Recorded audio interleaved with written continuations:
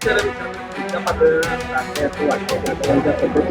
काही दिवसापासून राज्यभरामध्ये एकमेकांच्या कुटुंबापर्यंत हे सगळं येताना तर कसं झालंय की सुरुवात कोणी केली हा प्रश्न आहे, परंतु अटॅक प्रति अटॅक असं महाराष्ट्राचं राजकारण चाललं आहे आणि त्याच्यामध्ये त्या लेवलच्या लोकांनी एकमेकावर अटॅक करणं हे एक वेळ काय म्हणूया चालेल म्हणत नाही, पण एक वेळ शोभेल.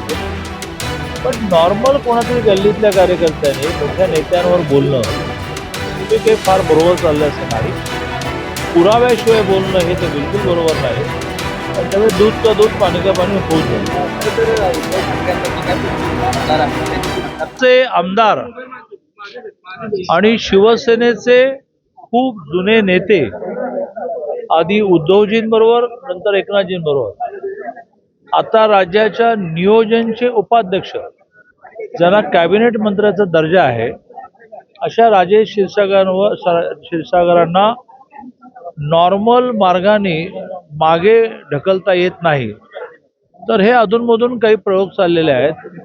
महानगरपालिका निवडणुकीच्या आधी पण हा प्रयोग झाला, पण ते काय त्याचा परिणामच झाला नाही. कारण लोकांना माहिती आहे की राजेश क्षीरसागर हा माणसांमधला, लोकांमधला नेता आहे. आणि त्यामुळे आत्ताही जो प्रयत्न चालला आहे त्या प्रयत्नातून काही हाताशी लागणार नाही.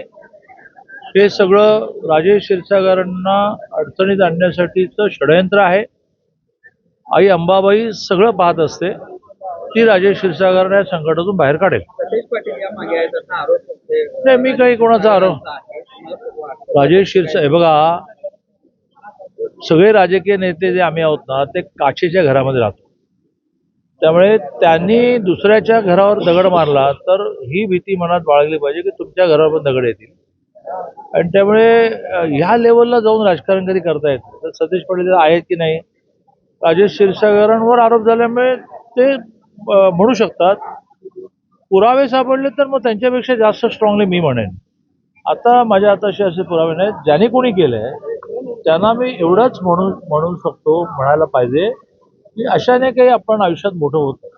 म्हणजे रेष मोठी करा म्हटल्यानंतर दुसऱ्याची रेष पुसायची, अशाने मोठी रेष होता येते. रेष मोठी व्हायची असेल तर तुमची रेष मोठी आखायला.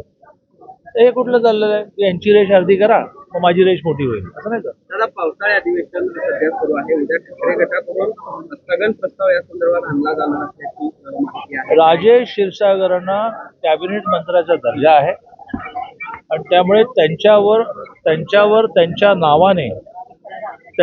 त्यांच्या नावाने कुठलाही प्रस्ताव आणायचा असेल तर त्याला विधानसभा अध्यक्षांची परवानगी घ्यावी लागते. आणि त्यामुळे संसदीय आयुध कशी पण वापरता येत.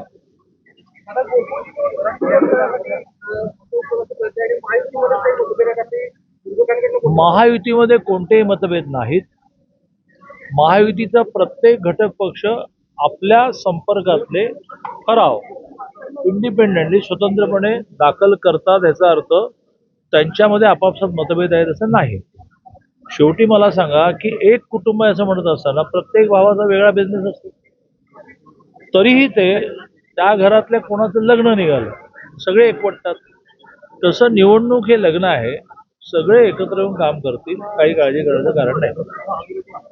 ओके.